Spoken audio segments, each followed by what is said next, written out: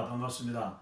월드 크리스천 무브먼트 네 가지 이 퍼스펙티브 세미나 이제 어느덧 13번째 강의 시간이 되었습니다. 이 시간에는 역시 지난번에 이어서 제5과의 두 번째 강의를 계속합니다. 5과의 이 주제 복음을 자유롭게 함 Unleashing the Gospel 해서 복음의 고삐를 풀어주라, 복음의 물기를 터주라 하는 그런 내용인데, 우리도 알지 못하는 사이에 우리 개인의 생활이나 생각 그리고 사고방식, 또 우리 교회에 특별히 우리가 섬기는 또 우리가 속한 한국교회, 한인교회들 속에 있는 그 문화 가운데, 전통 가운데서 우리도 모르게 그 복음의 장애가 되고 방해가 되는 요소들, 그것을 이제 이 오가를 통해서 찾아보면서 또 제거하고 또 반성도 하고 우리가 더 세계를 품은 그런 큰 그림을 그리는 그리스도인들이 되었으면 하는 것이 이번 오가의 전체적인 내용입니다.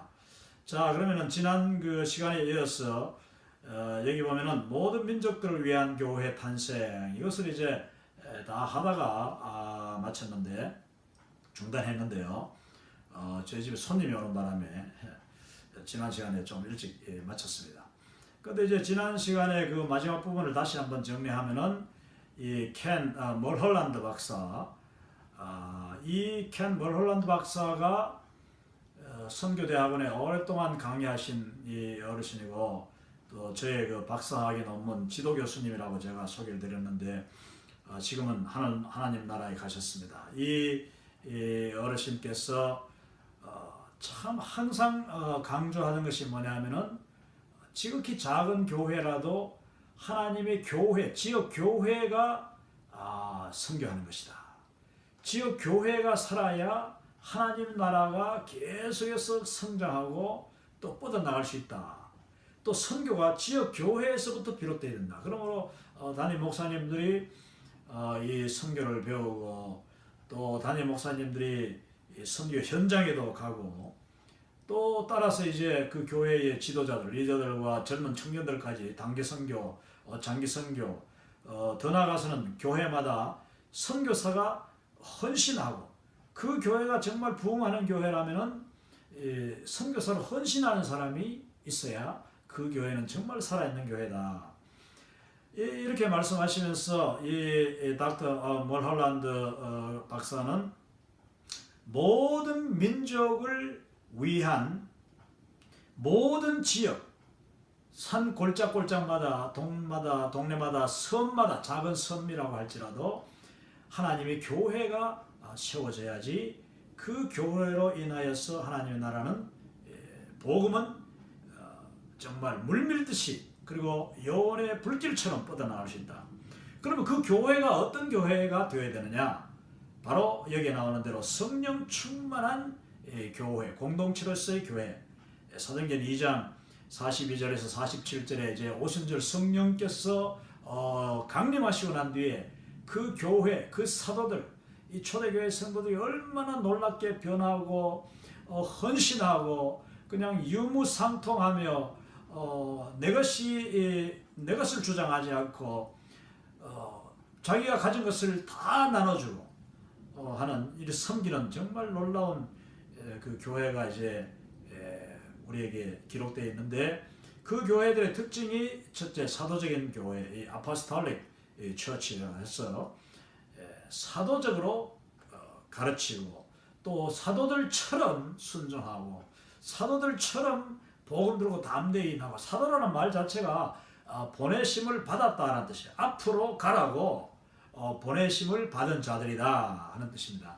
그러니까 이 사도적 교회라는 것은 언제나 복음 들고 나아가는 교회예요. 또 예배를 드리는 예배적인 공동체. 교회는 이 초대교회 같이 모일 때마다 무슨 그 공식적인 무슨 아주 형식에 그 중요하지 않습니다. 모일 때마다 두 사람이 모여도 같이 찬송하고 기도하고, 또 말씀도 같이 읽고, 내가 들은 말씀, 내가 읽은 말씀, 내가 암송하는 말씀 서로 이렇게 나누면서 또 같이 기도하고, 기도하되 세계를 품고 기도하고, 복음을 위해서 기도하고, 또 가까이 멀리 있는 많은 그 복음의 대상자들, 또 어려움에 처한 성도들, 이렇게 기도할 때 그것이 예배가 되는 것입니다. 예배라는 것은 뭐 거창한 그런 순서가 있고 뭐 사회자가 있고 뭐 양복을 입고 하는 그런 예배가 아니다. 정말 중요한, 이게 바로 복음을 가로막는 그런 그 사고 고정관념들인데요. 우리는 고정관념을 깨뜨려야 되는 것입니다. 모일 때마다 예배다. 성도가 모이는 곳에, 그리고 그 주님을 부르면 바로 그 자리가 예배다. 초대교회가 그랬으니까요.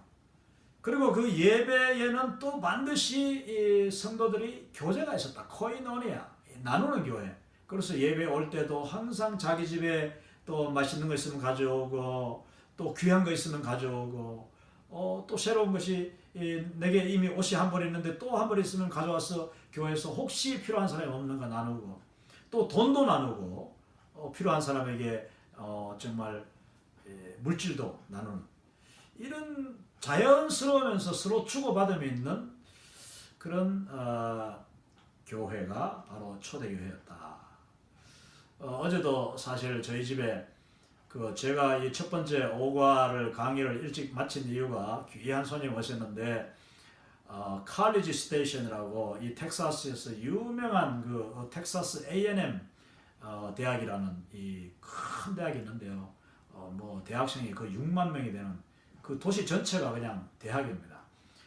휴스턴에서 약 한 1시간 반, 그리고 여기서는 거의 한 2시간 반, 3시간 걸리는 곳인데, 그곳에서 오랫동안 거의 13, 14년 동안 그 대학생들, 유학생들, 한국에서 많은 석사, 박사 과정 그 유학생들이 이 칼리지 스테이션 텍사스 A&M 대학원에 이제 오는데, 그들을 대상으로 사역하시는 우리 이선엽 목사님 네 분이 어제 참 그 교회에 참 사역하면서 또 자기 참 집에서 목사님 가정에서 참 귀하다고 생각되는 그런 뭐 과일도 가져오시고 빵도 가져오시고 이렇게 해서 저희들에게 오면서 참 사랑으로 또 방문하셨는데, 어제 뭐 거의 한나절 이상 좋은 교제를 나누고 저녁에 돌아가셨습니다. 정말 우리가 서로 나눈다는 것 중요합니다.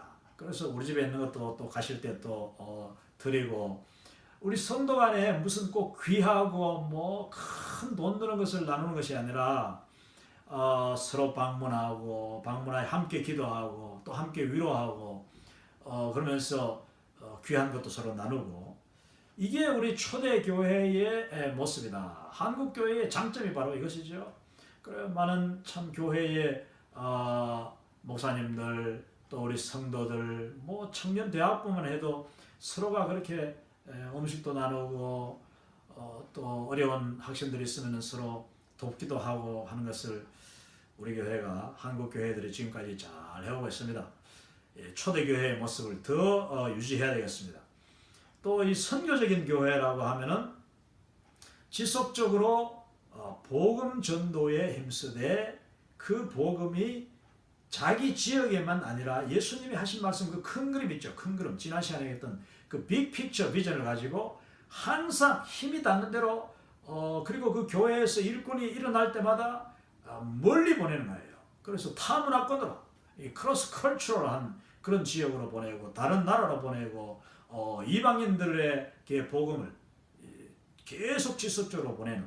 그러면서 또한 이 선교 공동체는 자기들이 보낼 뿐만 아니라 이미 있는 기존 선교 단체들과도 서로 협력하여서 선교사님들을 후원하고, 또 선교 단체를 후원하고, 또 우리 교회의 그 선교 단체 선교사님들을 시시때때로 기회될 때마다 초청해서 그 성도들이 그 선교 현장 소식을 생생하게 듣고, 또 선교 전략에 대해서, 문화적인 그런 문제에 대해서 서로 이렇게 훈련도 받고 이런 세미나도 하고 하는 그런 교회가 바로 이 모든 민족들을 위해서 하나님이 도구로 쓰시는 정말 성령 충만한 그런 교회들의 특징이다. 이렇게 이제 정리를 했습니다. 그 교회가 전 세계 곳곳에 세워지도록, 도시는 물론이요, 여러분 도시에서 뭐 교회가 너무 많다는 말을 하는데 사실 교회가 너무 많을 수는 없는 겁니다. 왜냐? 만약에 그 지역에 한 명이라도 예수님을 믿지 않는 사람이 있다면은 그 한 명이라도 주님 앞에 나올 수 있다면은 그 교회 새로운 교회가 하나 들었어도 되는 것이라고 저는 생각합니다. 그래서 교회가 바로 하나님의 복음을 증거하고 하나님 나라를 땅끝까지 가져가는데 축복의 통로로 역할을 하는 것이다. 자, 여기서 이제 또 여러분 오른쪽 그 숫자가 하나 나오는데 슬라이드 오른쪽에 조그맣게 이제 P32라고 쓰여져 있습니다만은 이것은 뭐냐면은 그 저희가 만든 이 그 교재의 주교재가 얼마나 두껍습니까? 그러다 보니까 이걸 이제 요약해가지고 강의할 때마다 세미나 할 때마다 이것을 이제 나눠주는 이 강의 교환인데 이 120페이지짜리 이 강의 교환. 그래서 이 강의 교환의 페이지를 이 슬라이드와 지금 연결하고 있는 그 내용이라고 여러분 이해를 하시면 되겠습니다. 혹시 여러분 이 세미나를 지금까지 들으시면서 이 세미나 좀 이렇게 강의 교환 같은 게 있는가 궁금해 하신 분이 있다면은 우리에게 연락 주시기 바랍니다. kimmission.org 들어가면은 우리 연락하실 수 있으니까. 그럼 우리가 이 책을 보내드리는 것이 아니라 이 책의 파일을 PDF로 만들어 놓은 파일이 있습니다. 그래서 계속 이것을 업데이트 시키고 있는데 이번에 이 전과목 특강을 통해서도 이 강의 교환을 지금 다시 보완하고 슬라이드 전체를 다 지금 새롭게 작업하고 있는데 뭐 우리 킴미션의 정책은 누구든지 그리고 언제든지 우리가 가지고 있는 이 자료를 필요하시면은 무조건 나눠주는 거예요. 보내드리는 거예요. 무료로.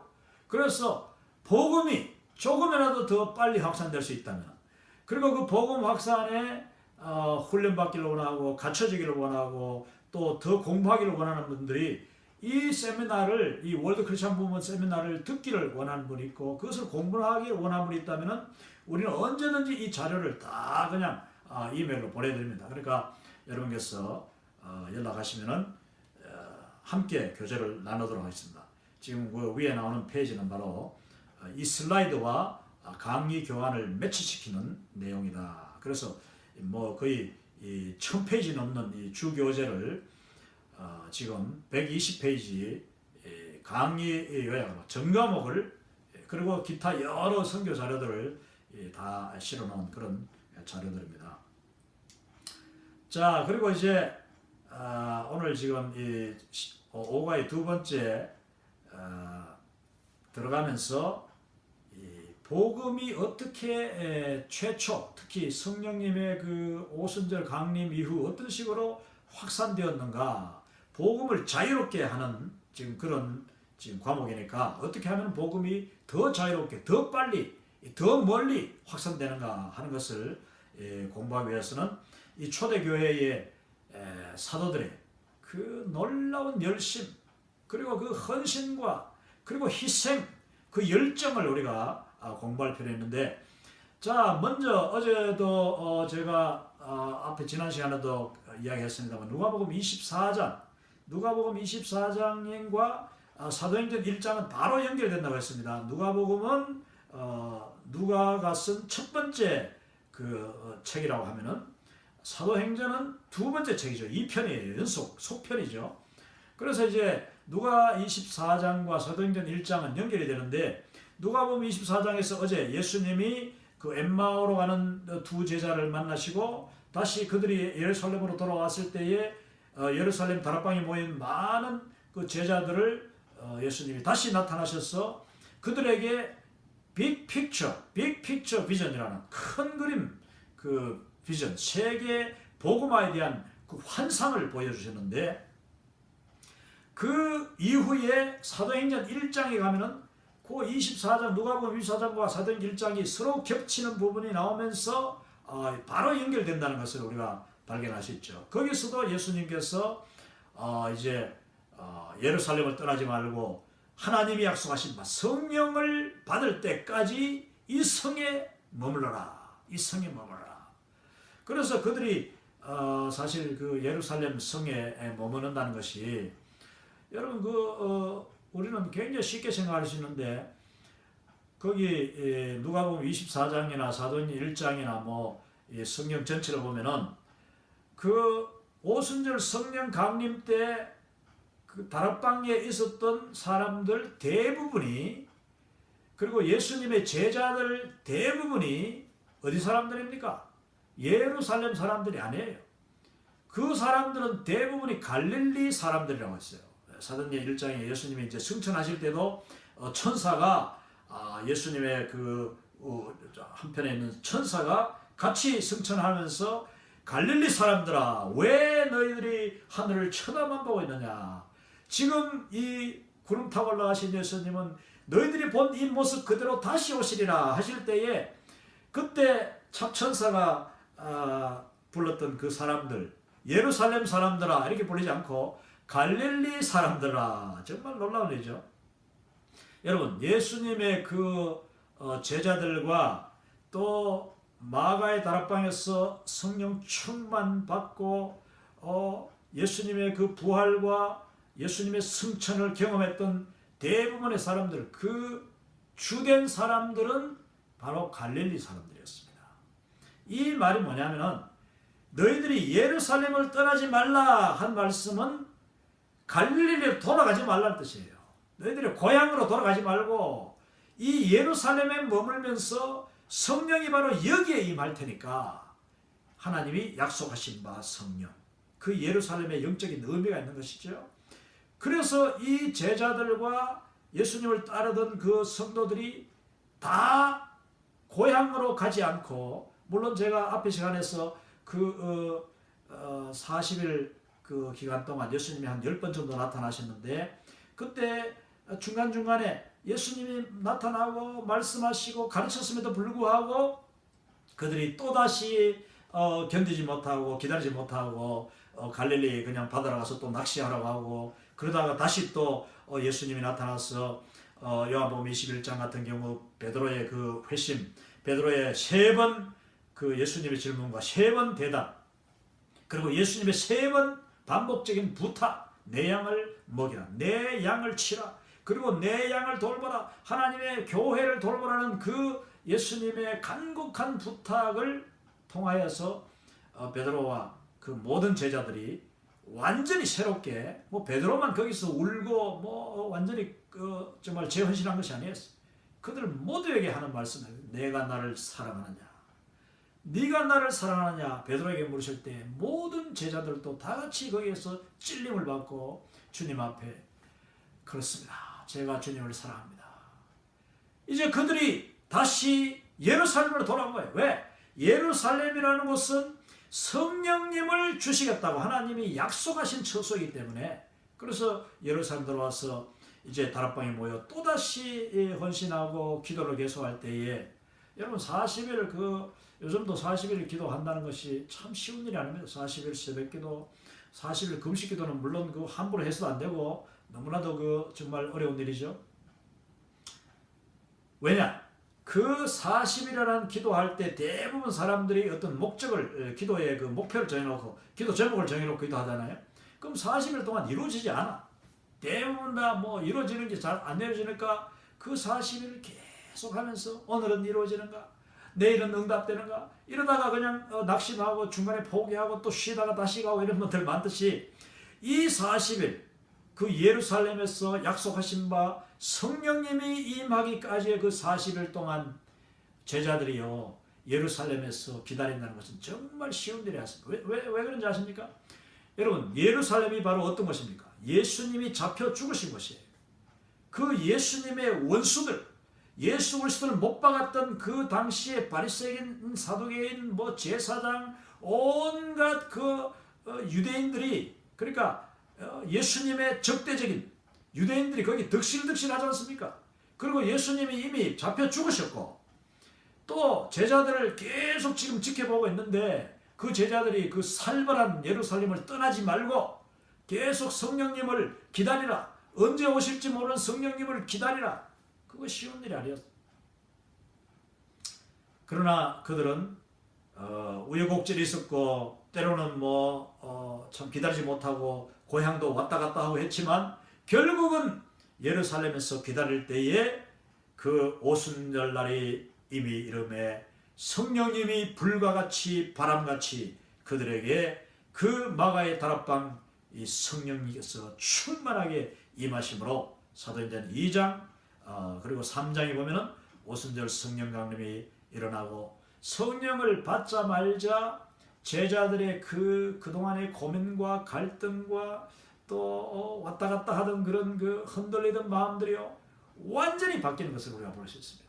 그러므로 성령의 충만을 받아야 되는 것입니다. 우리는 성령님의 충만한 가운데서 하나님의 일을 해야 됩니다. 이거 정말 중요한 거예요. 많은 분들이 이 성령님이 사도행전 2장의 성령님과 오늘의 성령님은 다르다느니 성령님이 그때 성령님 지금은 그렇게 역사 안 한다느니 엉뚱한 소리 하는데 그거 다 자기 중심에 자기 진짜 게을러서 하는 이야기예요. 왜냐? 성령님을 인정하지 않는다는 것은 그 죄예요. 성령님은 어제나 오늘이나 영원토록 동일하신 예수님의 영입니다. 바로 하나님의 영이에요. 그러면 그 성령님은 동일하신 분이에요. 성령님의 역사와 그 권능과 능력이 지금도 동일한 것을 우리가 믿어야 됩니다. 그 성령 강림을 받고 난 뒤에 이 제자들은요 완전히 바뀌어요. 그때부터는 누구도 이제 말리지 못하는, 그때부터는 제발 좀 그만하라고, 제발 좀 위험하다고 이렇게 막 말려도 안 되는, 여러분 사도행전이 얼마나 박진감 있게 진행이 됩니까? 이 2장 이후에 마치 우리가 그 성령 충만한 그 초대교회 속으로 들어가듯이 우리가 성경 읽을 때에 그 감동을 가지고 한번 읽어볼 필요가 있어요. 내가 바로 그 속에 그 한 사람으로 마가의 다락방에 내가 바로 거기 있었다. 그리고 초대교회 성도들이 서로 나누고 서로 교제하고 서로 용납하고 서로 기도하고 예배할 때 내가 바로 그 자리에 있다고 여러분 한번 상상해 보면서 이 성경을 읽어보시기 바랍니다. 놀라운 일이 일어났어요. 그래서 말리지 못하는, 누구도 감히 아무도 정말 어떤 핍박과 고난도 이들을 멈추지 못했습니다. 그 베드로가 바로 길거리에 나가서 이 제자들이 그때까지만 해도 숨어가지고 말입니다. 계속 다락방에 숨어놓고 문을 잠궈놓고 그냥 누가 들어오나, 혹시 누가 나를 잡으러 오지 않느냐, 예수님이 그 예루살렘을 떠나지 말고 성령을 기다리라고 해서 기다리기는 하는데 이들이 사실은 두려움 속에 살았지요. 왜냐하면 사실 그 환경과 상황이 너무나도 두려운 살벌한 상황이었으니까요. 그런데 이들이 그 갈릴리로 같이 돌아가지 않고 예루살렘에 끝까지 기다리더니 하나님 성령을 주셨고 그 성령의 결과로 이제 베드로만 나간 것이 아니라 모든 그 제자들이 그냥 길거리로 담대히 쏟아나가서 베드로의 길거리 설교가 이제 3장에 나오게 되는 것입니다. 그 설교 담대하게 설교하자마자 대회개 운동이 어찌할꼬 하면서 그냥 막 온 사람들이 그냥 대낮에 그런 일들이 났어요. 그러니까 사람들이 이야기하기를, 야, 저 사람들이 새술에 취했는가 보다. 새술, 이 새술이란 말이 새로 담긴 술, 아니면은 새로 뚜껑을 연 포도주에 오랫동안 이 저장해놨다가 이 새로 연 포도주 얼마나 강하고 얼마나 신선한 그 포도주를 대낮에 마셨는가 하면서 사람들이 놀랄 정도로. 그리고 여러분, 이 아름다운 교제와 성도 간의 그 연합이 이제 막 일어납니다. 그래서 한마음 한뜻이 되어서 이 초대교회가 역사하는 것입니다. 또 4장에 보면은 핍박이 시작을 하는데, 이들이 성령에 충만하니까 여러분, 성령이 충만한 곳에는 반드시 핍박이 일어나요. 핍박이 복음을 그냥 막 요원의 불길처럼 하는데 가로막는 역할을 하죠. 그러나 여러분, 놀랍게도 핍박과 고난은 결코 복음을 나아가지 못하게 하지 못합니다. 그러니까 복음을 방해하지 못한다니까요. 핍박과 고난이 복음을 방해하기보다는 오히려 이제 나중에 나옵니다마는 교회 내부에서의 그 분열, 그리고 내부에서의 어떤 그 시기 질투, 또 내부에서의 어떤 그 인간적인 그런 고정관념, 이제 나중에 나옵니다만 유대인들의 그 전통, 먹는 문제, 또 할례 문제, 이런 그 고리타분한 기존 신자들, 기존 교회 멤버들의 그 다친 마음이 사실은 복음을 가로막는다 하는 것을 우리가 기억해야 됩니다. 아무리 핍박하고 고난을 줘보십시오. 환난 가운데서는 결코 복음이 멈추지 않습니다. 그러나 복음이 멈추는데 언제 멈추느냐? 교회 안에서 이미 믿는 자들이, 아니면은 교회 안에 지도자들이나 소위 오랫동안 그 믿었다고 하는 사람들이 기득권을 내세우고 또 그 문턱을 높이고 자기들이 이미 가지고 있는 알량한 지식이나 그 몸에 밴 어떤 그 문화, 교회 문화, 이걸 해야 돼, 이걸 안 해야 돼 하는 그걸 가지고 주장할 때에 교회는 갑자기 비어지기 시작해요. 많은 사람들이 상처를 받고 교회를 안 와요? 그러면은 이거는 핍박이나 박해보다도 환난보다도 이거는 훨씬 더 큰 복음의 장애 요소가 되는 것입니다.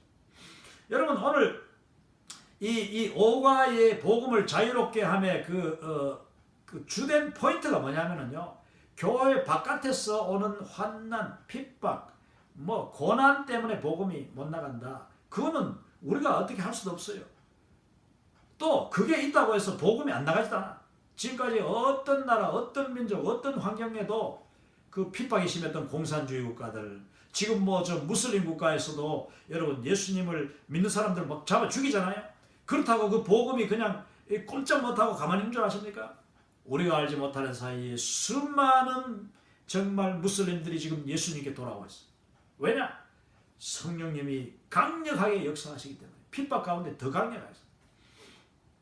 그런데 성령님이 역사하시는데 가장 힘들어 하시는 게 뭐냐? 가장 탄식하시는 게 뭐냐면은 우리 믿는 자들이 서로 싸우고 다투고 서로 질투하고 끌어당기고 내릴 때에 성령님이, 그때는 성령님도 어떻게 하지 못할 때가 있어요. 정말 놀라운 일이죠. 그때는 마귀 사탄이 더 그냥 틈타고 더 잘됐다. 이미 믿는 자들을 통하여서 복음을 더 가로막는 것입니다. 동력자들을 통하여서 동력자를 상처 주고 그 동력자가 다른 동력자를 방해하는 그런 일들을 우리가 너무 많이 보는데, 그게 사실은 복음을 가로막는 데는 가장 강력한, 가장 효과적인 사탄의 무기다 하는 것입니다. 자, 핍박이 시작됐습니다. 그렇지만 그 핍박이 그들을 어떻게 하지 못했습니다. 여러분, 이 핍박이 일어날 때 4장에 보면은요, 사도행전 4장에 보면은 어떻게 그게 대처하는 거 보십시오. 합심과 통성 기도를 합니다.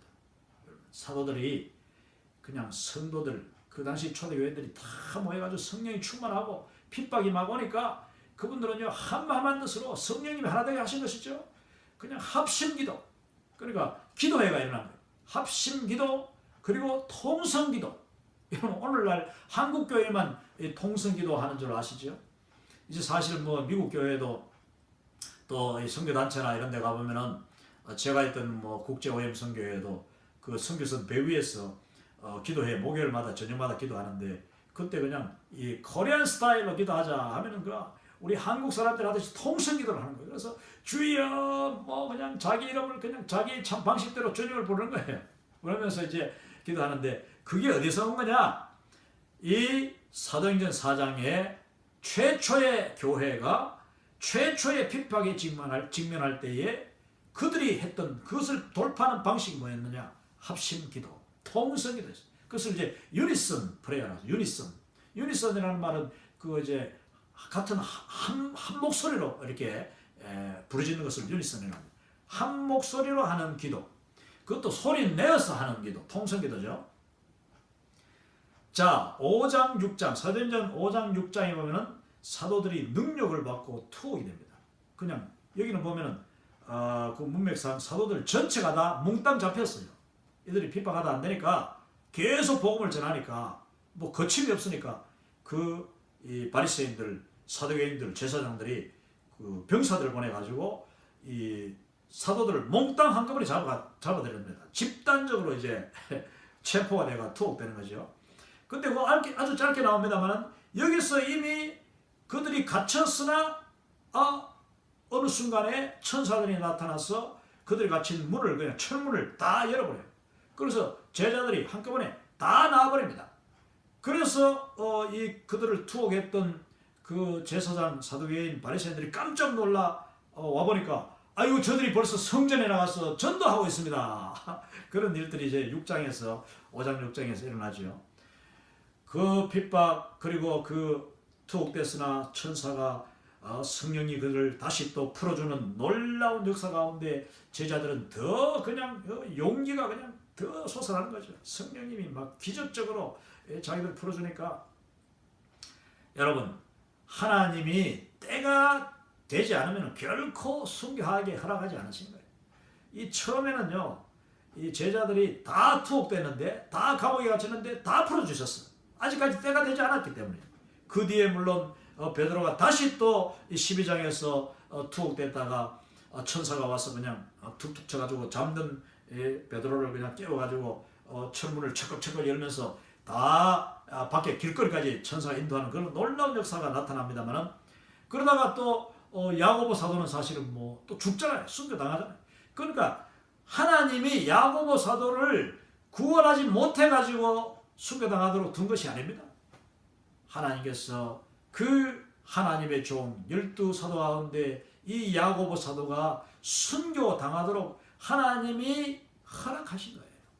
그 순교는 아무나 당하는 것이 아니고 하나님께서 허락하시고 하나님의 때가 되고 하나님께서 그 순교에 놀라운 영광이 있기 때문에 놀라운 계획과 그 순교가 엄청난 열매, 엄청난 폭발적인 복음의 진보를 가져오기 때문에 그때 하나님은 허락하신 것입니다.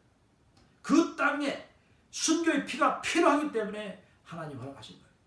우리가 정말 저는 솔직히 말해 지금은 순교할 자격도 없고 저는 자신도 없어요. 그러나 하나님이 필요하시면은 저를 그 순교의 순간 그리고 순교의 그 지점으로 인도하실 것입니다. 그리고 허락하시면은 그 순교의 영광을 우리는 누릴 수가 있게 됩니다. 그건 아무나 누리는 게 아니에요. 물론 항상 우리가 그러나 기도하면서 하나님의 영광 위하여서라면 내 목숨이라도 오직 정말 나의 달려갈 길과 주 예수님께 받은 그 사명 곧 하나님의 은혜의 복음을 증거하는 일을 마치려 하면은 나의 생명도 조금도 귀한 것으로 여기지 아니한다. 나의 생명이라도 조금도 귀한 것으로 여기지 아니한다. 이것은 내가 죽임을 당할지라도 그게 사도 바울의 일사각오의 그 자세였고 바로 우리 정말 그 한국의 위대한 주기철 목사님, 손양원 목사님 이런 귀한 분들의 그 순교의 각오, 일사각오가 바로 거기서 나오는 거예요.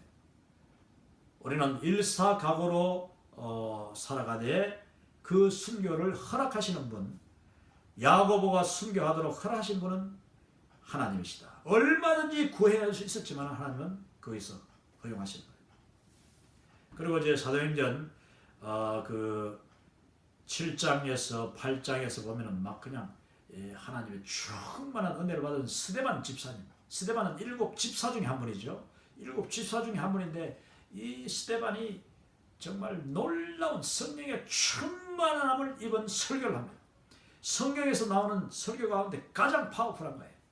또 이 지금까지 정말 이 선교 가운데 이 복음의 이 충만한 설교, 저는 이 스데반의 설교가 가장 충만하고 가장 능력 있고 가장 성경적이고 그리고 성경 전체를 꿰뚫는 이 설교, 그리고 스데반이 순교당하는 것도 역시 하나님이 허락하셨기 때문에 순교다. 그런데 그 스데반의 순교를 통하여서 우리가 알다시피 이제 제자들이 온 다른 지역으로 흩어지는 거예요. 사도들 외에 다른 제자들이 막 흩어지기 시작합니다. 왜 그랬냐?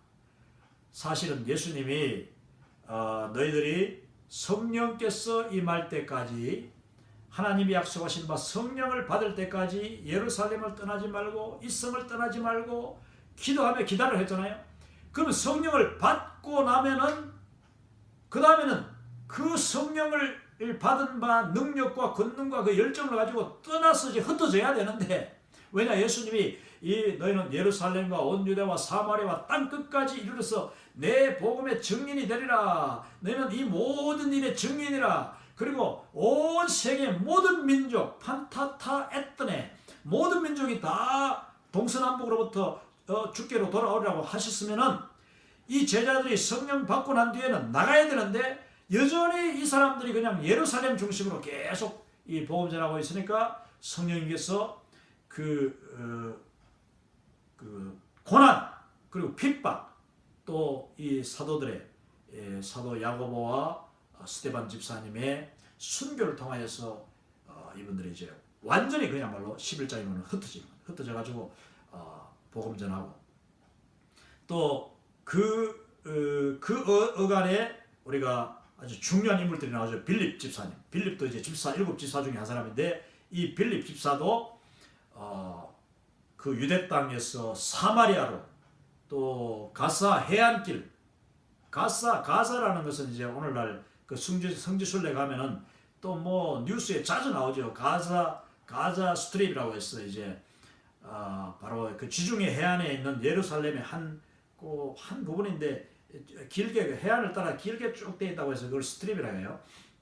거기가 이제 팔레스타인 사람들이 점령한 그런 자치구인데 거기서 지금 얼마나 많은 그 문제가 일어나고 있죠. 근데 그 가자 스트립, 가자 지역은 바로 해안길이기 때문에 저 위에 아수르, 시리아에서 저 이집트까지 이제 길이 있는데 여러분, 그게 이제 해안길입니다. 굉장한 하이웨이예요. 오늘날 치면 고속도로가 이제 거기 있는데 모든 뭐 무역, 그다음에 모든 사람들 그게 가장 짧은 길이고 또 산이 없고 평평한 길이다 보니까 해안길을 따라서 이제 가는 그 국제 고속도로라 할 수 있는데 그 길로 가던 이 이디오피아의 구스네시가 이제 그리로 지나가다가 성령님의 강권하심으로 보냄받은 빌립이 거기 가서 이제 구스네시에게 복음을 전해가지고 그가 바로 거기서 이사야서 53장을 이제 빌립이 가르치니까 바로 예수님을 영접하고 그 이사야 53장에 나오는 그 고난받는 분, 고통당하고 채찍에 맞고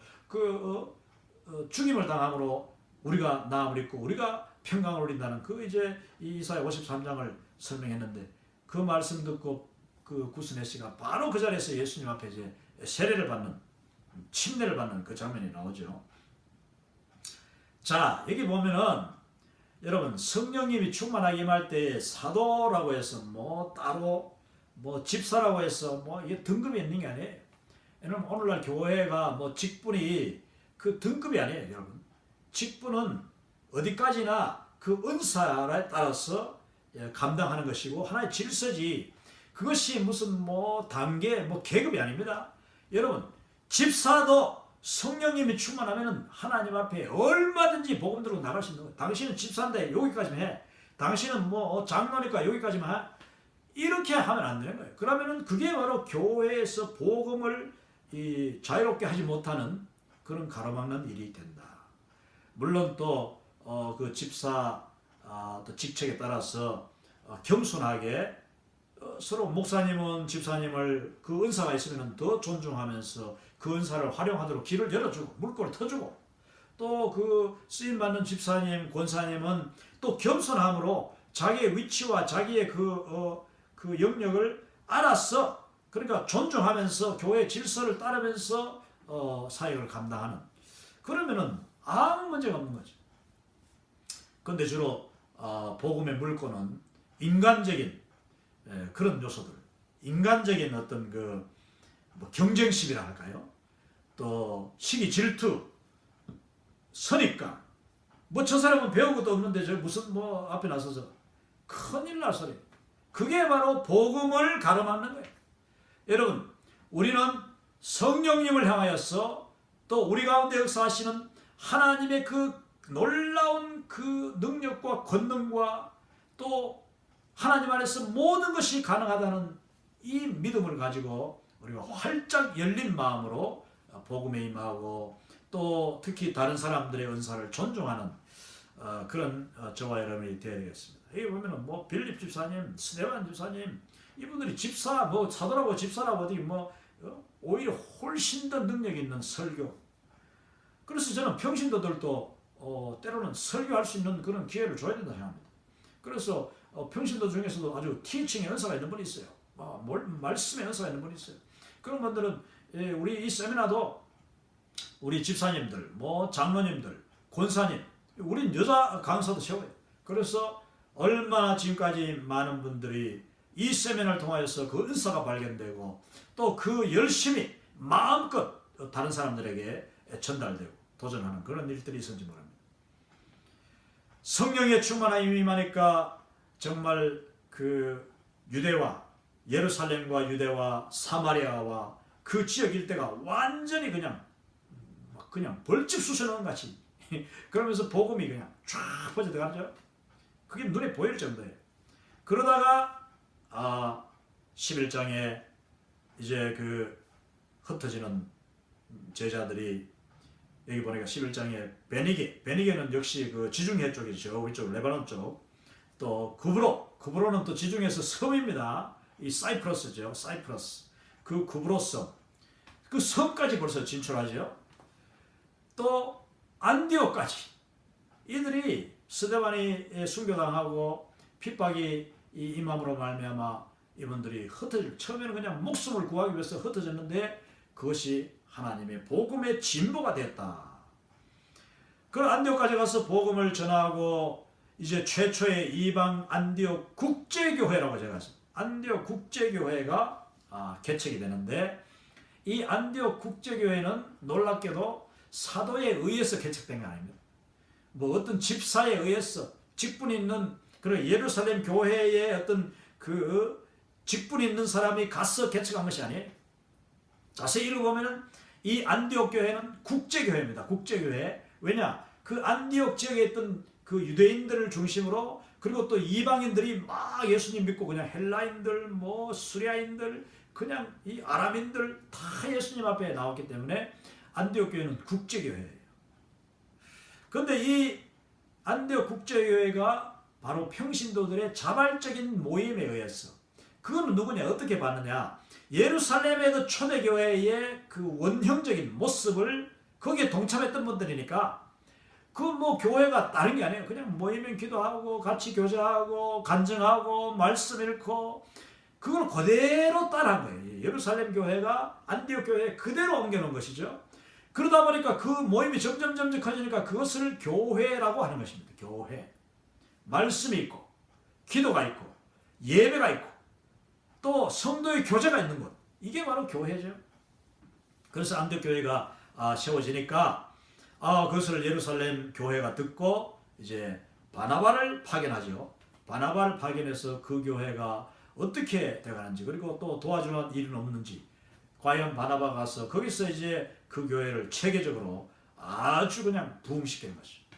사실 예루살렘 교회보다 훨씬 더 큰 교회가 되는 것이고 나중에 이 안디옥 교회에서 13장에 보면은 이제 바울과 바나바를 이제 세워가지고 따로 세워서 선교사로 파송하고 그때 마가 요한 젊은이가 이제 조력자로서 그 1차 선교 여행에 출발하게 되는 것입니다. 그 전에 이제 사도행전 9장 이 사울이 다메섹 가는 길에서 다메섹 가는 길 도상에서 예수님을 만나는 기적적인 놀라운 역사, 이 세계 선교의 하나의 큰 터닝 포인트가 바로 그 다마스커스, 예루살렘에서 다마스커스 가는 그 길이 사실은 그 조금 전에 이야기했던 그 바로 고속도로입니다. 그 아주 하이웨이 무역로예요. 큰 길인데 그 길을 그냥 말 타고 다메섹에 있는 예수 믿는 사람들이 거기 있다는 이야기를 듣고 그들을 잡아 죽이려고 사도 바울 사도가 이때는 사도가 아니죠. 이 사울이 그냥 막 열심히 군사들을 데리고 가는데 그냥 그 대낮에 하늘에서 빛이 그의 눈을 거의 멀게 할 정도로 강력한 빛이 임하면서 그를 말에서 떨어뜨리고 예수님이 그에게 임하셔서 사울아 사울아 어찌하여 나를 핍박하느냐. 놀라운 장면이죠. 이 기독교 역사상 놀라운 장면입니다. 그리고 세계적으로 하나님이 위대하게 쓰던 이방인을 위한 사도, 이방인을 위한 선교사를 하나님이 바로 그 직접적으로 그냥 선발하시고 변화시키시고 그를 선택하시는 그런 만나시는 장면이죠. 사도행전 10장에서 보면은 베드로가 이제 그 또 하나의 또 터닝 포인트인데 베드로는 사실 뭐 거의 전형적인 그리고 아주 그 전통적인 유대인이죠. 왜냐하면은 베드로는 이 갈릴리 사람으로서 전통적으로 뭐 유대인 사고 또 많이 사실은 배운 것도 없고 인간적으로 보면 굉장히 그냥 그 세상에 많이 열려 있지 않다. 뭐 그렇지 그럴 수밖에 없지 않습니까? 우리가 시골에서 오래 살고 뭐 계속 또 바닷가에서 고기만 잡다 보면은 그 사람의 사고가 이렇게 좁아질 수밖에 없잖아요. 그런데 그 베드로를 하나님이 놀랍게 그냥 그의 머리를 완전히 열어버린 거예요. 그의 사고, 그의 생각, 세계관을 완전히 열어버린 거예요. 저는 성령님 하시면 이렇게 될 수 있다고 생각해요. 뭐 반드시 많은 뭐 학문을 갖추고 학력, 뭐 외국어를 공부하고 뭐 그래야 되는 게 아니에요. 여러분 성령님이 하시면은 아무것도 배운 바가 없고 나는 아무 자격이 없다고 하는 그 교회의 집사님 아니면은 평신도 뭐 집사 직분도 없는 그런 새신자까지도 하나님이 변화시키면은 그의 생각이 바뀌고 그의 그냥 그 눈이 활짝 열리고 그의 열심이 바로 사도적인 열심, 성령 충만함으로 말미암아 하나님의 일꾼이 될 수 있다는 겁니다. 베드로가 사실은 굉장히 고정관념에 사로잡혀 있고 또 보수적인 사람이었는데 성령님이 그를 강권적으로 바꾸시고 그 과정이 바로 뭐냐면은 이 고넬료 집 백부장 고넬료 집으로 강권적으로 보내시죠. 환상을 보내셔가지고 그 하늘에서 그냥 사방에 이렇게 모서리를 묶은 그 보자기가 내려오는데 거기에 그냥 온갖 그냥 그 율법에서 먹지 말라 하는 모든 그 짐승과 그 곤충들 뭐 한마디로 오늘날 또 유대인들이 먹지 않는 거예요. 그런 그 모든 부정하다는 그게 다 들어있었어. 그 환상이니까 다 보이는 거죠. 그걸 먹으라.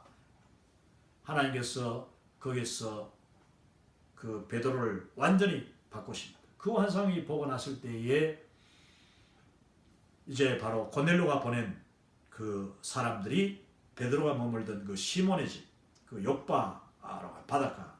저도 여기 가봤는데 욥바가 아주 아름다운 그 해안선을 가지고 있습니다.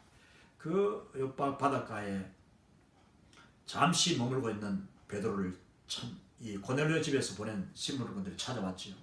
그래서 거기서 이 베드로는 이제 본 환상 때문에 그리고 성령님의 그 강력한 음성에 이 사람의 마음이 움직여가지고 고넬료 집으로 갔는데 그 고넬료 집에서 그냥 충격적인 일이 벌어진 거예요. 이방인들이에요. 이방인도 그냥 보통 이방인이 아니냐.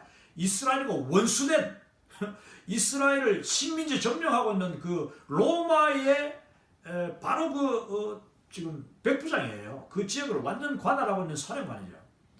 그 사람의 집에 베드로가 갔다는 것 자체가 여러분 나중에 보십시오. 베드로가 로마로 가서 복음을 전하게 됩니다. 베드로는 로마로 가서 복음을 전해요. 사도 바울도 갔지만 근데 그 각이 벌써 이 여러 해 전에 하나님이 베드로를 로마 백부장 고넬료의 집에 보냈다는 이 사실 여러분 보십시오. 이게 연결되는 거예요. 나중에 로마로 가는 거. 그래서 참 복음의 새로운 진보, 복음을 가로막고 있던 그 율법의 그 고정관념을 깨뜨리고 문턱이 탁 무너지면서 그 물길을 막고 있던 뚝이 탁 하나 무너지는 거예요. 그러면서 그냥 베드로가 고넬료 집으로 들어갔다. 베드로가 고넬료 집의 문지방을 대문을 넘는 순간 복음은 엄청난 그 확산의 그 진보를 이루는 것이다. 할렐루야. 거기서 이제 고넬료와 온 집안이 예수님의 그 말씀 가운데 베드로의 그 말씀 가운데 그냥 성령이 충만하게 임해서 그들이 다 세례를 받고 베드로의 마음이 완전히 이야 이런 일이 우리가 벌어지보다 못하고 부정하고 함께 식사도 하지 않고 하던 그 사람들이 이럴 수가 있느냐. 이렇게 예수님을 영접하고 내 눈앞에서 변화되고 그들의 그냥 그 감동받는 성령의 역사가 바로 보이니까 자 그런 가운데 사도행전 12장에 보면은 이 야고보 사도가 정말 숭배당하는 그 끔찍한 일이 일어납니다. 죽음이라는 것 이거 정말 무서운 거잖아요. 스데반의 죽음, 야고보의 죽음. 여러분 그 예루살렘을 뭐 가보시면은 보지만 예루살렘이 사실 그 큰 도시가 아니에요. 또 특히 요즘은 예루살렘 뭐 신도시, 구도시가 있는데 옛날에는 구도시지 않습니까?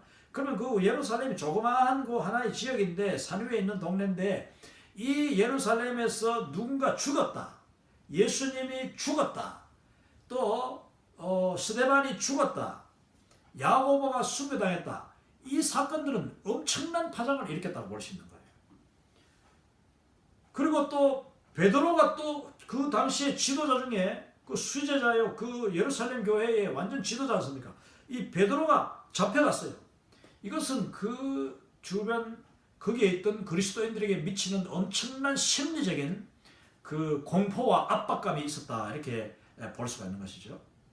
그런데 하나님께서는 거기서 역시 베드로를 이제 살려내심으로 역시 살아계신 하나님을 증거하시고, 자, 이 사도행전 1장에서 12장까지는 주로 복음이 이제 밖으로 탁 튀어나가기 전, 완전히 뻗어나가기 전, 그 물꼬가 탁 무너지고, 또 그 말의 고삐가, 말이 여러분 우리 집 바로 뒤에도 여기 뭐 큰 이게 저 농장에 있어가지고 말이 막 달려다니면은 그 말이 평소에는 너무 뭐 뛰어다니면 안 되니까 이게 우리를 가둬놓고 또 어떤 데는 이렇게 고리를 딱 묶어놔요. 그럼 중간에다가 큰 기둥에다가 이제 고삐를 묶어놓는데, 그럼 말이 빙빙 돕니다. 빙빙 돌다가 이제 주인이 한 번씩 그 말을 풀어요. 풀어주면은 바로 말이 쏜살같이 그냥 탁 밖으로 나가죠. 또 그 말들은 그 주인이 자기를 타주는 걸 그렇게 좋아한대요.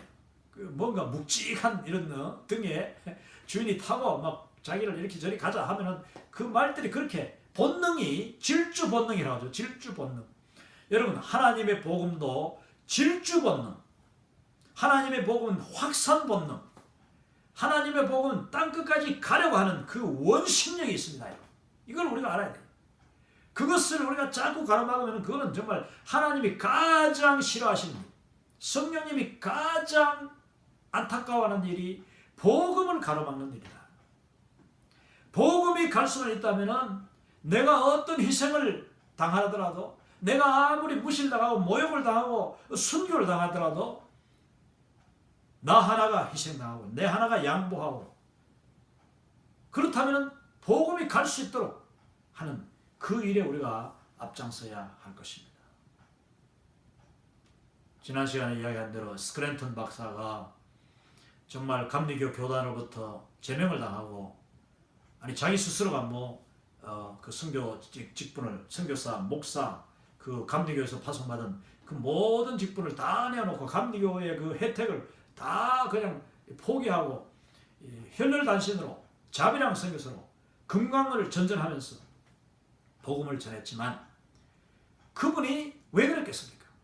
나 하나 희생당하고 내가 목사님 소리 못 듣고 공식적인 선교사 그 직분이 다 박탈당하더라도 내가 조선 땅에 들어가서 복음을 증거할 수 있다면 나는 그거 다 포기하고 하루빨리 조선 땅에 들어가서 복음 증거하겠습니다. 여러분, 우리가 이와 같은 마음으로 그 성령님의 강권하시는 바에 이끌려서 우리의 생활 속에서 순간순간 다가오는 복음을 가로막는 상황들을 발생할 때마다 내가 첫째 그런 복음을 가로막는 상황의 주인공이 되지 않아야 될 것이고, 둘째, 내가 그 어떤 상황에 처해져서 누군가가 나를 향하여 그런 복음을 가로막는, 내가 같이 거기에 대적하면 복음이 가로막아지고 하나님의 그 영광이 가려워지고 교회의 덕이 되지 않는다면 그냥 속히 거기서 포기하고 희생하고 물러설 필요가 있는 거죠. 그게 바로 복음을 가로막지 않는, 하나님의 영광을 가로막지 않는, 그 당장은 내게 손해가 오는 것 같지만은 하나님이 기뻐하시고 하나님이 헤아리시고 하나님이 기억하시는 그런 복음에 도움이 되는 채널이 되고 통로가 되는 역할을 감당하게 되는 것입니다. 자, 이제 사도행전 13장에부터는 또 이 사도행전이 정말 다이나믹해요. 이 책이 얼마나 그냥 역동적으로 진행되는지 모릅니다. 사도행전 13장에서 이 세계 복음의 문이 활짝 열리는, 이것은 마치 그 물고가 열리는 정도가 아니고 하나의 큰 댐이 터지는 거예요. 복음의 댐이 터집니다. 그래서 이 예루살렘에서부터 시작한 복음이 지금 안디옥까지 왔는데, 안디옥에서도 복음은 더 원심력을 가지고 나가기를 원하는데, 하나님께서 거기서 과연 안디옥 교회, 뭐 어쩌면 예루살렘 교회에서 그만한 힘이 없으니까 그것도 이방인 교회, 그래서 하나님이 안디옥을 복음의 전초기지로 삼으시고 그 복음의 첫 선교사들을 이제 딱 파송하시는데, 그것도 성령님이 강권적으로 하신 거예요. 강권적으로. 스티브 호톤 이 목사님이 쓴 글에 보면은 사도행전 13장에 그 안디옥 교회가 금식을 했다고 했어요. 금식할 때에 성령님이 바로 바울과 바나바를 따로 세워서 나를 위하여 파송하라, 그렇게 명령하십니다. 감동하셔요. 그러니까 또다시 교회가 더 금식을 더 하고, 금식하고 나서 그 말씀을 완전히 모든 교회가 다 확인하고 감동을 받고 동일한 마음으로 바울과 바나바를 세우는 거예요. 그리고 그들에게 기름 붓고 그들을 send off, 완전히 내보냈다, 파송했다. 이 정말 놀라운 거예요. 근데 거기는 성령님께서 역사하십니다. 근데 이 두 사람이 나갔고, 물론 이 마가 요한이 이제 그 헬퍼, 조력자로 나갔습니다. 갔는데 이 세 사람의 선교단이 출발하는 것은요, 세계 선교 역사상 놀라운 하나의 터닝 포인트. 조금 전에 이야기한 대로 마치 하나의 큰 댐이 터지고 물길이 그냥 전 사방을 향해서 퍼져나가듯이 하나님의 복음이 바로 이 안디옥 교회로부터 놀랍게 시작이 되는 것입니다. 그리고 14장은요 1차 선교 여행의 그 모습인데, 깜짝 놀랄 만한 예루살렘, 지금까지 안디옥에서 맛보지 못했던 그 이방인들이 복음을 받아들이고, 또 유대인들이 가는 곳마다 회당을 먼저 갑니다. 그 회당에서 일어나는 그 놀라운 그 사건들, 그리고 또 기적적인 역사들. 왜? 성령님은 복음이 증거되기 위해서라면은 바로 주의 종들이 이 가는 곳에 항상 능력과 권능을 함께 하시는 거예요. 그래서 우리가 주의 복음을 위하여서, 복음 전도를 위하여서 병든 자를 위하여 기도할 때에 병든 자가 낫는 겁니다. 할렐루야. 저는 이 사실을 분명히 믿어요. 복음을 위해서라면은 예수님의 제가 인도와 파푸아뉴기니에 가서 동일하게 경험했는 사건인데, 얼마나 하나님이 정말 이 복음의 확산을 원하시고 미련하고 부족하고 보잘것없는 저를 통해서라도 복음을 이렇게 하나님의 영광을 받으시고 믿지 않는 사람들에게 복음의 능력을 보여주시기를 원하느냐 하면은, 그 예수님, 지저스 무비라는 예수 영화를 이제 보여주면서 전도를 하는데, 뭐 인디아 같은 데서는 그 마을 교회, 그 마을 그 당시에도 전체 텔레비전이 하나밖에 없어요. 마을 중심에 그 정부에서 만들어준 텔레비전 박스가 있어요. 뭐 텔레비전 집 같은 거죠. 높이가 한 2m, 3m쯤 되는 그 조그마한 이렇게 지붕도 만들어가지고 그 안에다가 그 텔레비전을 하나 딱 갖다 놓고, 그 앞에 그냥 광장이 동네 중간에 이렇게 광장 공터가 있는데 거기 한 600명이 모였어요. 600이 모여가지고 이제 주로 그 사람들이 정부에서 하는 뭐 중요한 행사나 뉴스를 보러 이제 텔레비전 오는데, 뭐 600이 모여 보니까 그 텔레비전까지 안 되잖아요. 그래서 우리가 거기다가 큰 스크린을 이제 딱 이런 임시 스크린, 옛날 가설극장 같은 임시 스크린을 짠대를 세우고 거기다가 휜천을 이렇게 큰 스크린을 만들고, 그 화면에다가 이제 우리가 가지고 간 그 포터블 이렇게 들고 다니는 영상기로 이제 예수님 영화를 이렇게 보여주는 거예요.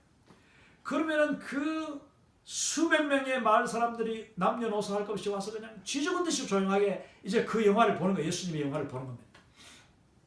그런데 그게 뭐 자주 그냥 저녁마다 나가서 그렇게 동네마다 다니면서 영화를 촬영하는 그런 전도를 했는데, 하룻밤은 이제 예수님께서 이제 그 영화가 나오지 않습니까? 바디메오를 만나가지고 바디메오의 눈을 이제 막 고치려고 하는 그 순간 그 찰나에 전기가 나버려요. 전기가 나고 깜깜해져 버리니까 이러면 어떻게 됩니까? 사람들이 얼마나 탄식하면서 왜 내가 알고 보니까 그 사람이 탄식하는 이유가 있어. 영화가 금방 그렇게 딱 멈추는 그 자체에 탄식한 것이 아니라 뭐 우리는 생각할 때 저거 다시 전기 돌아오면 되는데 이 생각하는데 그 탄식하는 이유는 전기가 한번 가면은 다시 오지 않는다는 거예요. 밤 8시 이후에 전기가 나가면은 그냥 자라 이렇게 전기가 돌아오지 않는다는 거예요. 그래서 탄식이 심했는데 저는 그것도 모르고 자 여러분 우리 같이 기도합시다. 제가 거기서 그냥 사람들이 뭐 웅성웅성하기 시작하는데 바로 제가 앞에 딱 나가가지고 다 그냥 조용하시라 하면서 제가 설명했습니다. 우리는 이 순간에 할 수 있는 게 아무것도 없다. 이 전기가 나갔는데 이 전기가 언제 올지 모른다고 지금 내 옆에 사람이 한다. 그렇지만 우리가 하나님 앞에 기도하면 하나님이 이 전기를 이 파워를 돌려주실 수 있다. 그래서 우리가 이 영화를 끝까지 볼 수 있도록 하나님 앞에 기도하자. 그러면서 제가 담대하게 그 사람들 보고 다 일어나라고 했어. 다 일어나. 그대로 일어나. 이제 옆에 이제 인도 형제한테 통역을 지금 소리를 막 지르는 거예요. 그러면서 자 조용히 하시고 다 일어나서 우리 하나님 앞에 기도합시다. 기도하는데 내가 하는 기도 이렇게 하십시오. 손을 하늘 향하여 들고 자기의 목소리를 다 내서 이제 그야말로 통성기도를 가르치는 거예요. 그러면서 하나님 우리가 이 지저스 무비 예수님의 영화를 끝까지 볼 수 있도록 우리에게 파워 이 전기를 돌려주십시오. 이렇게 기도하라 했어요. 그래서 막 기도했는데 우리가 같이 1분 동안 기도하죠. 뭐 너무 오래 기도하면 돼. 1분 동안 1분도 깁니다 여러분. 그랬더니 이 사람들이 열심히 막 이제 하라는 대로 하는 거예요. 기도했는데 1분 후에 제가 다시 또 이제 조용해졌지 않습니까? 그때 제가 이제 큰 소리로 이제 통역하고 내가 좀 기도하는 거예요. 하는데 여러분 뭐 그 기도가 대단한 게 아니에요. 하나님 우리가 오늘 이곳에 예수님을 보기 위해서 왔습니다. 하나님 우리가 보는 이 예수님의 영화를 끝까지 볼 수 있도록 해주십시오. 그리고 이 전기를 다시 보내주심으로 말미암아 하나님께서 살아계시고 우리가 하나님의 사랑받는 하나님의 사람들이라는 증거를 보여주십시오 하면서 In Jesus name 내가 예수님의 이름으로 기도합니다 했는데 그 순간 예수님의 이름으로 기도합니다 하는 순간 펑 하면서 전기가 탁 터졌는데 여러분 그 주변에 했던 그 불들이 다시 탁 터지면서 그러니까 사람들이 얼마나 그냥 좋아하는지 막 뛰고 박수 치면서 막 그냥 소리 지르면서 그 내 주변에 있던 수십 명이 나를 막 와서 막 인도 사람들은 좋으면 사람을 만져요.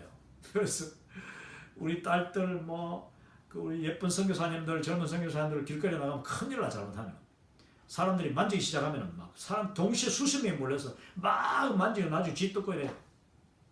저한테 그 수십 명이 막 흥분해가지고 내한테 와서 막 만지고 막 최고라고 얘기합니다. 여러분 하나님이 하시니까 저같이 마른 막대기보다 못한 사람이 하나님의 영광 위하여 하나님의 영광 하나님의 살아계심 하나님의 임재를 보여달라고 기도할 때에 나를 보고 하나님 응답하신 게 아니고 거기 있던 그 수많은 불쌍한 인도 사람들 그날 끝까지 예수님의 그 영화를 보고 그 마지막 부분에 가서 이제 그 영화의 마지막 부분은요 이제 그 CCC에서 만든 영화니까 사형리 아주 간단한 사형리로 복음을 이렇게 직접 다 그 현지 말로 전달해요. 그러면서 예수님을 믿을 사람 다 손들어라고 수십 명이 손을 들었어요. 그래서 우리가 중간중간 세우는 우리 그 스태프들이 전부 그 이름들을 적어가지고 그 다음에 이제 그 현지 자원봉사들하고 이름을 적어가지고 거기 있는 선교사님들 또 그 지역 교회 목사님들에게 그 명단을 다 전해주고 이제 왔습니다. 할렐루야. 여러분 복음을 위해서라면 하나님은요 기적을 마다하시는 기적 일으키는 거 마다하시는 병든 자 이렇게 하시는 거예요. 정말 저는 그 사실을 믿습니다. 우리는 복음이 자유롭게 흘러가도록 복음이 자유롭게 마음껏 뻗어가도록 그 물꼬를 틔우는 일을 할 뿐만 아니라 통로의 역할을 해야 된다. 축복의 통로, Channel of the Blessing. 하나님의 축복의 그 채널이 돼요. 통로가 돼요. 그럴 때에 통로가 되려면 내 희생, 그 다음에 내 자신을 내어놓음, 또 내 자신을 내려놓음, 또 통로가 때로는 그 지하로 들어가는 통로도 있어요. 그럴 때는 내 자신이 보이지 않아도 돼. 정말 묻히더라도 나를 통하여서 주의 복음이 흘러가도록 또 담대함이 필요해요.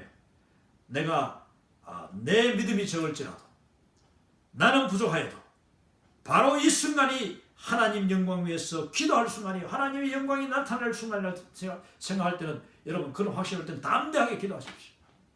이 똑같은 일이 여러분 한 번만 일어난 것이 아니라 파푸아뉴기니 갔을 때에도 역시 똑같은 현상이 나타납니다.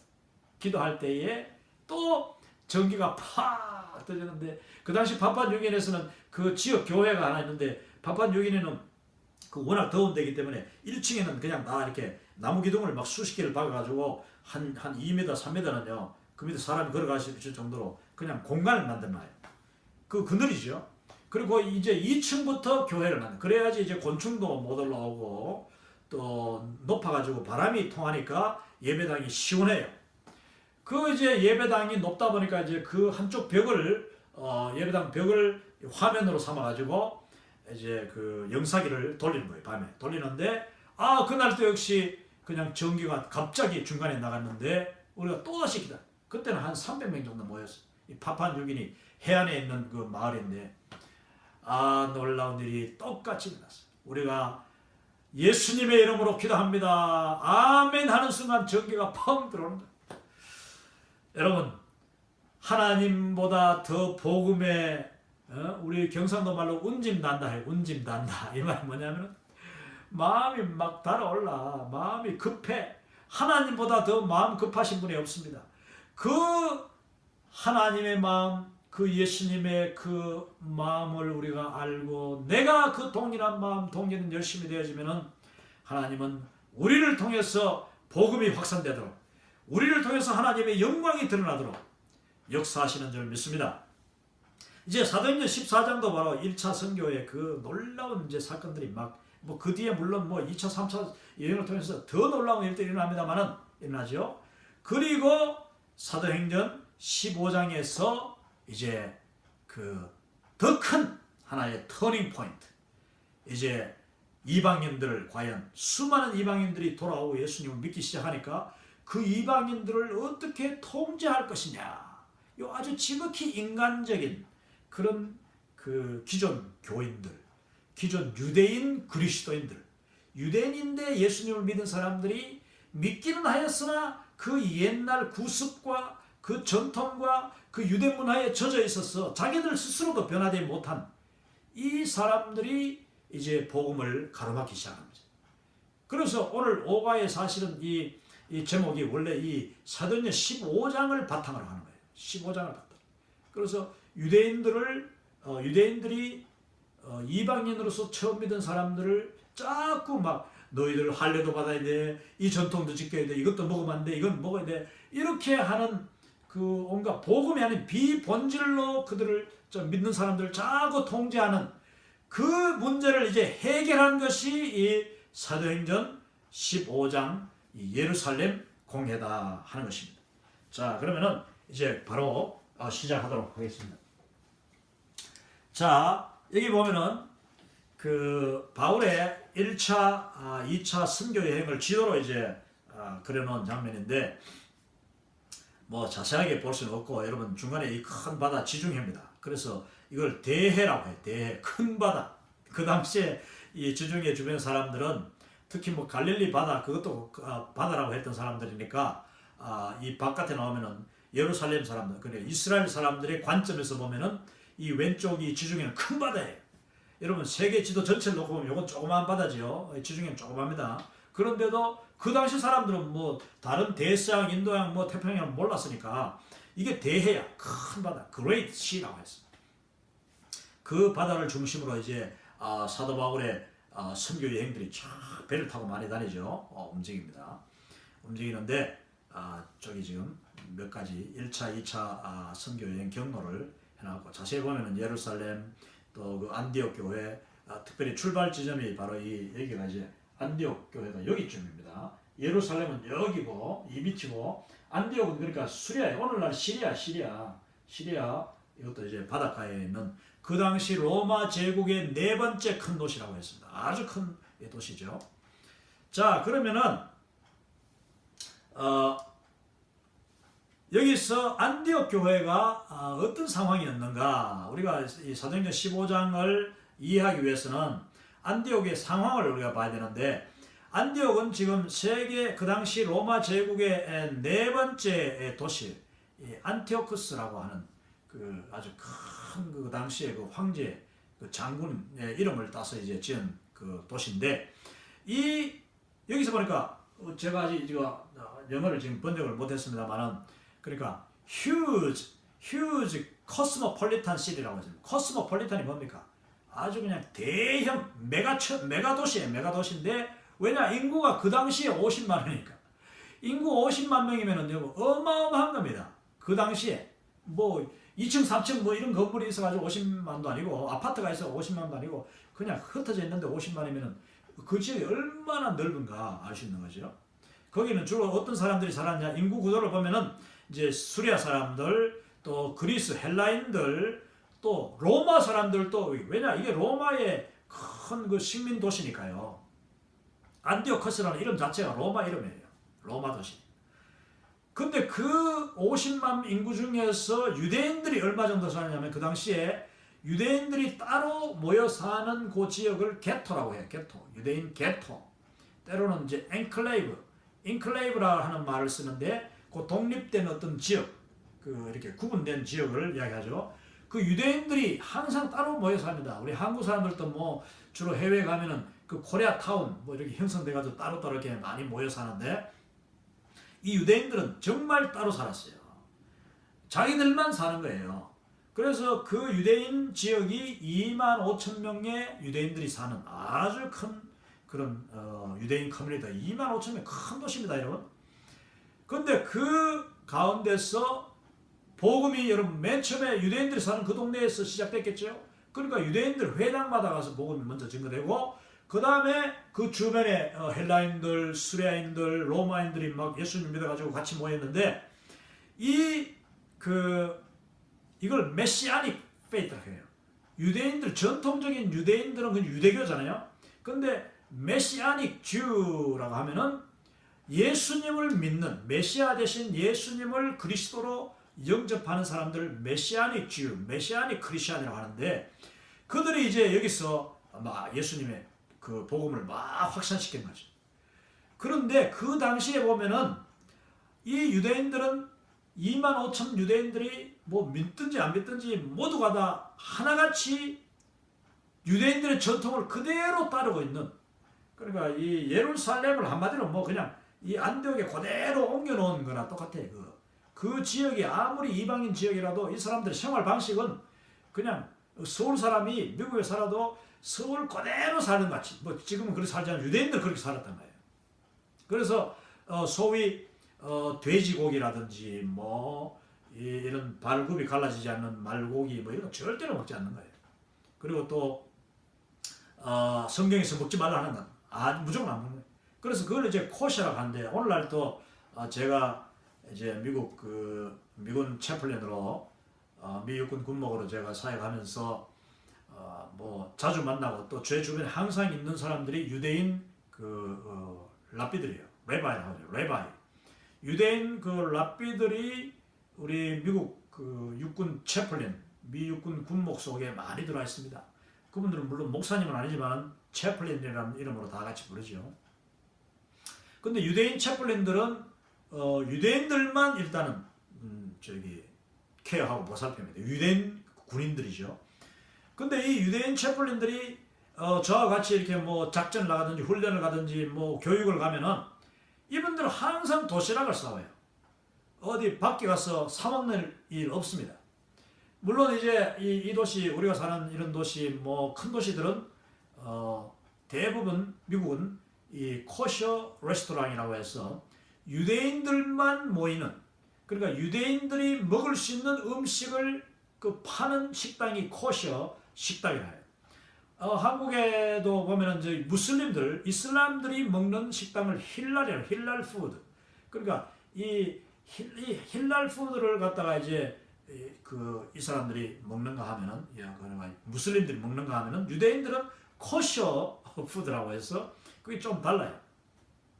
자기들은 먹는 음식을 이제 싸웁니다. 도시락에 싸워서 먹고 하는데, 그러니까 음식 자체가 벌써 이분들은 큰 그 하나의 독특한 그 문화죠. 전통이고, 또 이 유대인들, 이 안디옥 유대인들은 6월절을 항상 지킵니다. 그 절기를, 4대 절기를 다 지키는 거예요. 때가 되면 절기. 그러니까 뭐 안디옥이라는 외국 도시에 살면서도 완전 유대식으로 사는 거죠. 지금도 LA라든지 뉴욕이라든지 큰 도시, 아마 여기도 있을 겁니다. 제가 직접 가지는 않았지만 분명히 있어요. 유대인들 그 모이는, 자기들끼리 사는 그 동네도 있고 회당도 있고, 또 그들의 방식이 다 똑같은 거예요. 이 유대인들은 안디옥에 살면서도 절대로 외국인들하고 결혼하지 않았습니다. 자기들끼리 결혼했습니다. 왜냐? 우리는 유대인들이야. 우리는 선택된 백성들이라. 예수님을 믿고 나서도 그런 마음에서 벗어나지 못했습니다.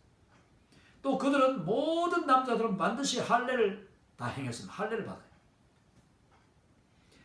그리고 이 사람들은 심지어 안디옥이라는 이방 사람들 속에 국제도시에 살면서도 절대로 그 이방인들 집에 방문도 안 하고, 이방인 집에 들어가지도 않고, 이방인들을 자기 집에 데려오지도 않았습니다.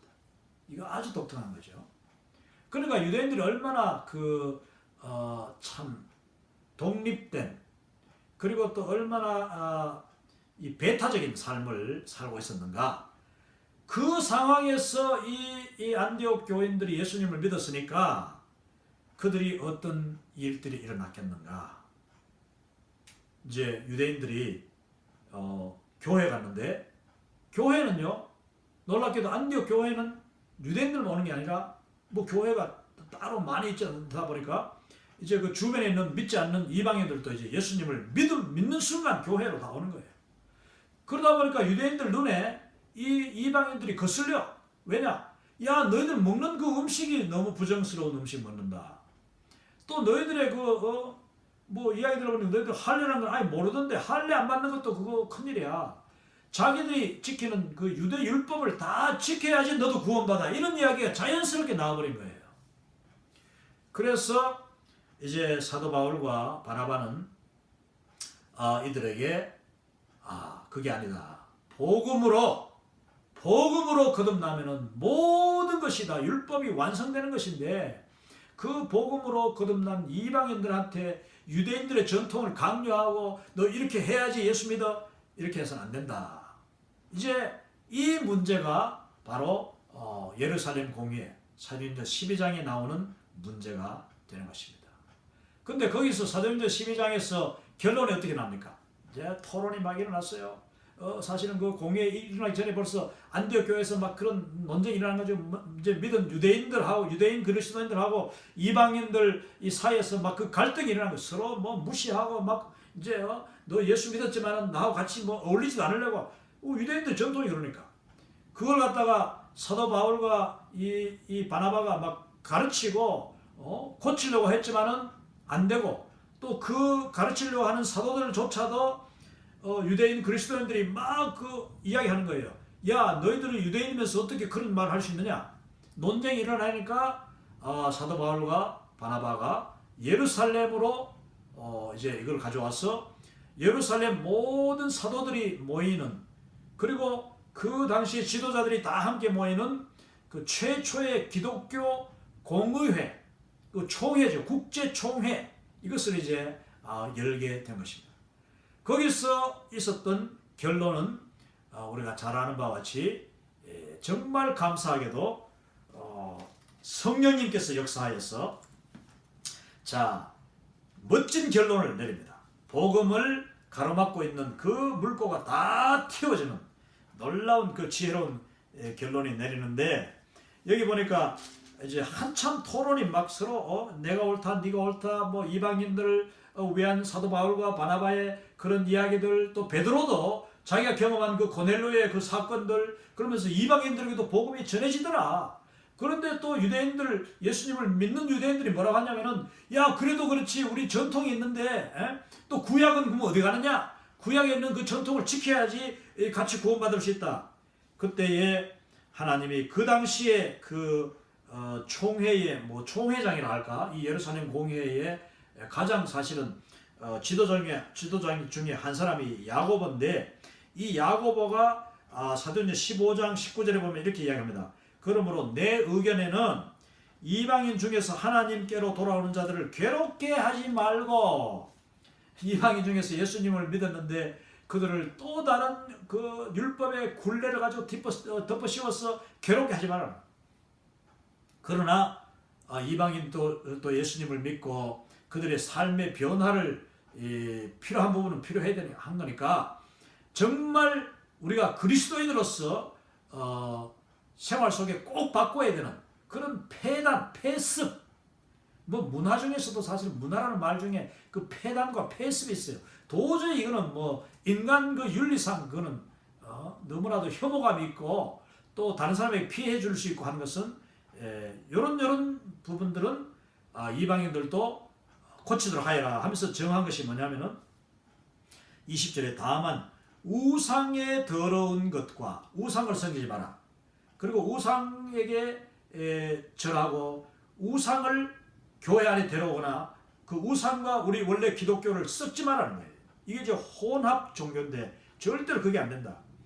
또 음행은 뭡니까? 인간 윤리 중에 가장 중요한 기본적인 윤리가 바로 이게 이 간음하고 음행하고 이것을 하지 말아라. 그거는 더러운 것이다. 또 성경에도 이야기하지 않습니까? 그 육체의 죄악 가운데서 음행만큼 가장 속 사람을 오염시키는 죄가 없다. 또 목매어 죽인 것.